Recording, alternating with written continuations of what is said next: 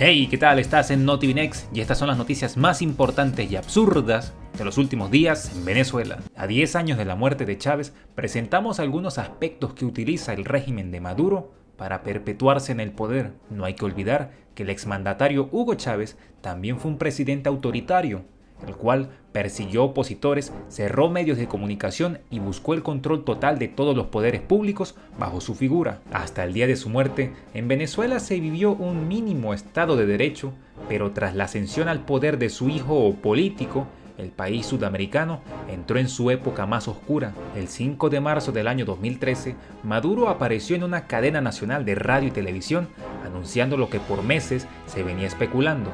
Hugo Chávez por fin había muerto tras 14 años de gobernar Venezuela. El ascenso de Maduro al poder llevó el país a su total colapso, siguiendo por supuesto el camino señalado por su antecesor.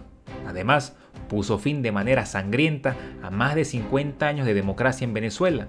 Acto seguido, verás un pequeño recuento de los aspectos que ha seguido Maduro para sembrar el caos y reinar sobre él. Impuso la hegemonía comunicacional roja, censurando a diestra y siniestra. Por supuesto, la hegemonía de los medios de comunicación de parte oficialista la venía impulsando Chávez con mucha fuerza, ya que fue él quien ordenó el cierre del histórico canal de televisión RCTV, canal que, coincidencia, fue el que se mostró más crítico con su gobierno. Seguido de esto, la hegemonía comunicacional fue completada por Maduro. En estos 10 años, más de 200 medios de comunicación han sido cerrados, decenas de periodistas han sido privados de libertad sin cometer delito alguno y 7 trabajadores comunicacionales han sido asesinados, de acuerdo a los estudios del Sindicato Nacional de Trabajadores de Prensa y el Instituto de Prensa y Sociedad. Además, en estos 10 años se han documentado al menos 3.200 casos de violaciones a la libertad de expresión. Con Maduro en el poder, desaparecieron los pocos medios que criticaban frontalmente a su accionar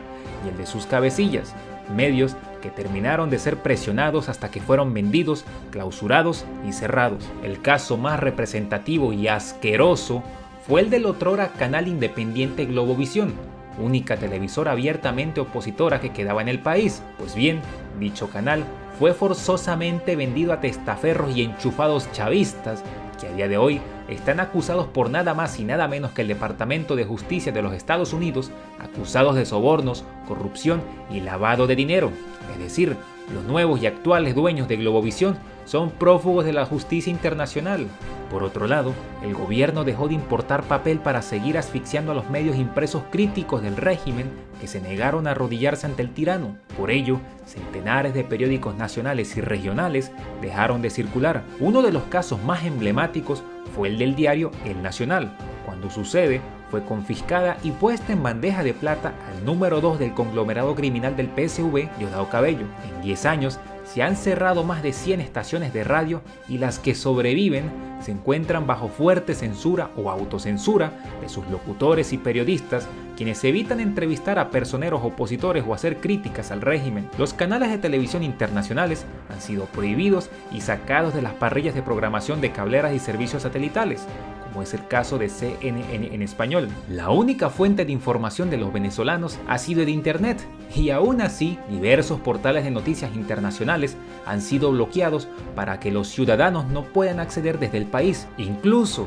decenas de personas han sido privadas de libertad por publicar mensajes críticos hacia el régimen por la red de microblogging Twitter. Me dice Nicolás Maduro, chúpalo, retweet. En tal sentido, si le gusta lo que hacemos, le informa o al menos le entretiene, le pedimos amablemente que por favor deje un me gusta, un comentario y se suscriba al canal de NotiVinex. Con esto nos estaría ayudando a realizar más videos así. Así que quiéranos porque somos chéveres y le llevamos información que el régimen no quiere que ustedes vean. Sin más, continuamos. El régimen articuló un extenso aparato represivo, violador de derechos humanos y que es responsable de crímenes de lesa humanidad. En los años de gobierno de Chávez se vivió una fuerte represión a estudiantes y demás ciudadanos, especialmente cuando protestaban en contra de la reforma que perdió y luego contra la enmienda que buscaba perpetuarlo en el poder mediante elecciones. O sea, no le bastó con perder, sino que forzó a todo el país a abocarse a una enmienda, ya sea para aprobarla o para rechazarla, reprimiendo gente.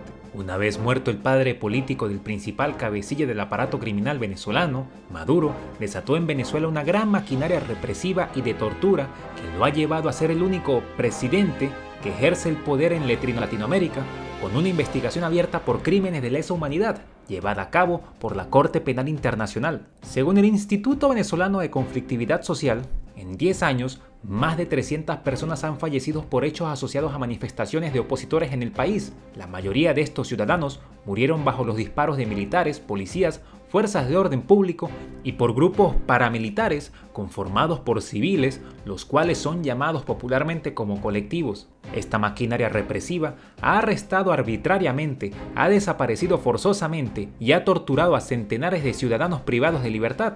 En el gobierno de Chávez ya se contaban con al menos 30 presos políticos, una cifra que Maduro triplicó en el último decenio. Actualmente, Venezuela cuenta con 269 presos políticos, 119 son civiles y 150 son militares. Aunado a todo el prontuario anterior, 10 presos políticos han muerto bajo la custodia de los servicios de tortura del régimen, algunos sometidos a condiciones infrahumanas a los que no se les brindó atención médica adecuada pese a que estaban sufriendo problemas de salud. Otros detenidos fueron torturados hasta la muerte, como el ex concejal Fernando Albán. También es recordado el caso del capitán Rafael Acosta Arévalo, quien fue asesinado mientras la flamante alta comisionada de las Naciones Unidas para los Derechos Humanos en ese tiempo, Michelle Bachelet Roja Bolchevique, estaba de visita en el país. Implementación de control social a través del hambre y la creación de una emergencia humanitaria. En medio de la enfermedad que lo aquejaba por aquel año 2012, Chávez no tuvo desparpajo en lanzar una campaña electoral histórica. El derroche de recursos públicos, es decir, dinero de todos los venezolanos que usó para su tercera reelección, se situó entre el 30 y el 50% del gasto público. Además, según las estimaciones de las instituciones económicas y de estadísticas de hace una década, el déficit fiscal aumentó a alrededor del 10% del PIB. Con todo este dinero lanzado a la calle y con una inflación que ya rondaba el 20%, Chávez le dejó a su hijo político una bomba de tiempo que tardó muy poco en estallar. En tan solo un año, el recién instaurado gobierno de Maduro había triplicado la tasa de inflación, superando el 56% en el año 2013. Las políticas económicas desastrosas, producto de un plan de control social, más el alza de los precios descontrolado, sumió al país en la hiperinflación, la cual alcanzó su punto más alto en el 2018, cuando se encontraba en el 1.698.488%. Y por si se les olvida, todavía estamos en crisis porque no, Venezuela no se arregló, la economía no se arregló, el turismo no se arregló y Chávez tampoco se arregló porque se murió. Ayer hace 10 años. Venezuela sufrió una serie de desabastecimientos y escasez de productos básicos como medicinas y alimentos, escasez que venía registrándose desde los últimos años del gobierno de Chávez. Esta situación hizo que millones de personas tuviesen que hacer interminables filas para comprar alimentos y así poder subsistir. Las personas que no conseguían comprar alimentos, ya sea por la vía legal o por el mercado negro, que era 10 veces más caro, optaron por reducir la cantidad de alimentos que ingerían. A este episodio se le llamó popularmente como la dieta de Maduro. Ahora bien, el régimen, en vez de combatir la emergencia humanitaria que estaba cayendo sobre Venezuela, optó por aprovechar dicha crisis para acelerar la implementación del control social a través de algo tan básico como la alimentación de las personas. Parte del sistema de control social lo encabezan las llamadas cajas CLAP, en donde venían y vienen alimentos de muy mala calidad. Estos eran repartidos a las personas que se afiliaban al partido del gobierno a través del infame Carnet de la Patria, y también eran obligados a votar por el PSV a cambio de la caja de alimentos. Esta situación fue denunciada incluso por Michelle Bachelet Roja Bolchevique, quien mostraba simpatías por Chávez y por el régimen de Maduro mientras fue comisionada de la ONU. Además, aparte del control social que implican las cajas CLAP, el mecanismo ha servido como vehículo de corrupción, lavado de dinero y transporte de drogas. Es sin dudas el principal tramo de corrupción chavista, cuyo principal actor había sido Alex Saab, el principal testaferro de Maduro, quien hasta ahora está preso en los Estados Unidos por cargos de lavado de cientos de millones de dólares. Estados Unidos incluye a Venezuela como país productor de drogas. En otro hito del chavismo, hicieron que Venezuela pasara de ser un país con libre tránsito de drogas con destino a Estados Unidos y Europa a ser un país productor de droga. Según las autoridades del país norteamericano, la producción y el tráfico de cocaína tiene un papel muy importante en la permanencia de Maduro en el poder. Según un informe presentado al Congreso por el presidente Joe Biden acerca del trabajo de la principal oficina de narcóticos, describe un preocupante aumento de la producción de drogas ilícitas en el país, así como el aumento descarado del tránsito de las mismas hacia destinos internacionales. Según el primer mandatario estadounidense, señala en su informe que el régimen depende cada vez más del financiamiento del narcotráfico, dadas las crisis económicas que ha tenido que enfrentar, todo ello aunado a otras actividades ilegales que realiza para mantenerse ilegítimamente en el poder.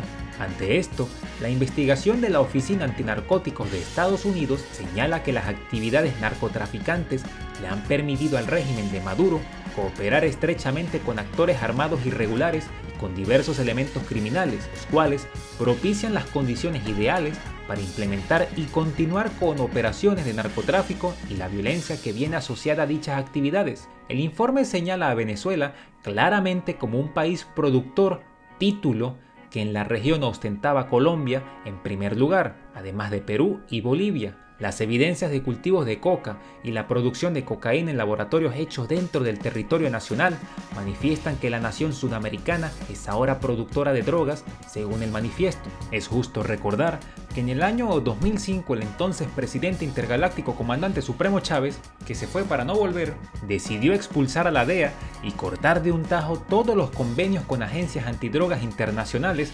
acusándolos de espionaje, tratar de desestabilizar al gobierno bolivariano y todas las letanías de excusas.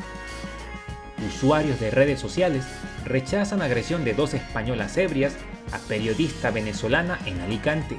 La joven periodista Adriana González ha señalado que se encuentra un proceso penal abierto en contra de las dos mujeres que le insultaron y golpearon. Además, conducían en estado de ebriedad y cuenta que hay otra acusación formal por delitos de odio. El hecho, que ocurrió el pasado domingo 26 de febrero, generó indignación entre millones de internautas de las redes sociales, ya que la joven venezolana sufrió ataques de xenofobia. Desde la misma España, Venezuela y otros países del mundo han rechazado este lamentable suceso. Incluso españoles piden disculpas por el comportamiento de sus connacionales, que los verdaderos españoles no se comportan de la misma manera. Diversas personalidades públicas, como la presentadora española Nagore Robles, manifestó que, y cito, "qué vergüenza, es lamentable su comportamiento, qué horror que muchas personas tengan que pasar por algo así. Ojalá estén ya en la cárcel". Además, una de las moderadoras del canal Telecinco manifestó lo siguiente: "Viví en Venezuela 40 años y nunca me ofendieron ni me faltaron por ser española. Siempre me sentí en casa estando allá. Pido disculpas por el maltrato a esta chica venezolana. Esta secuencia es bochornosa, es lamentable, es racista y es inaceptable". El periodista venezolano residenciado en el país ibérico, David Placer, ha asegurado a través de una publicación de Instagram que la televisión de España ha condenado la agresión contra Adriana, quien como resultado del altercado ha presentado una rectificación de lordosis cervical, mordidas, un edema en la cabeza y un esguince de tobillo. Con esto llegamos al fin del video del día de hoy, no sin antes pedirte nuevamente que si te gustó lo que viste, te informó o al menos te entretuvo, dejes un me gusta, un comentario y te suscribas al canal de NoTVNext. Les deseamos un feliz inicio de semana y nos vemos en el siguiente.